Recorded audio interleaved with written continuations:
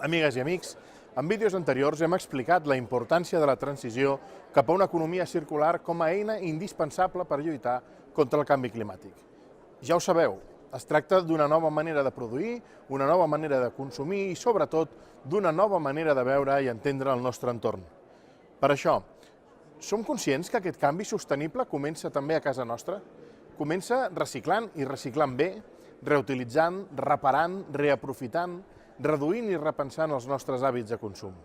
Tinguem present que els europeus fem servir 16 tones de matèries primeres a l'any i malbaratem 173 quilos d'aliments a l'any.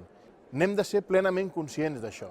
Fa pocs dies celebràvem el Dia Mundial de l'Educació Ambiental i avui són els més petits de la casa els que estan més educats mediambientalment. De fet, són els inspectors que ens ensenyen als grans com hem d'actuar. Un exemple és el projecte de l'Escola Volcà a Vissarroques, d'Olot, que fan compostatge a partir de residus orgànics del menjador de l'escola.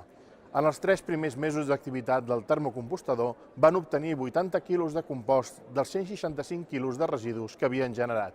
I fan servir aquest compost com a abonament per l'hort escolar i per la jardineria municipal.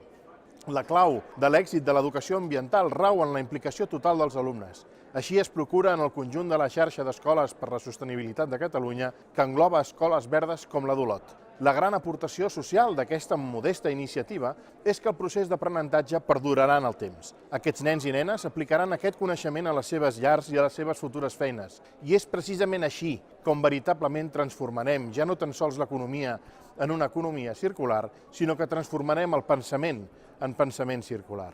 L'educació ambiental, que és l'instrument a llarg termini de lluita contra el canvi climàtic, ha de començar per nosaltres mateixos, pels més grans, per creure'ns aquest canvi i fer-lo efectiu en el nostre dia a dia. És aplicar nous hàbits, coneixements, valors, experiències, aptituds i actituds. Els més petits ens estan ensenyant com fer-ho. Sapiguem aprendre'n d'ells. Gràcies i fins aviat.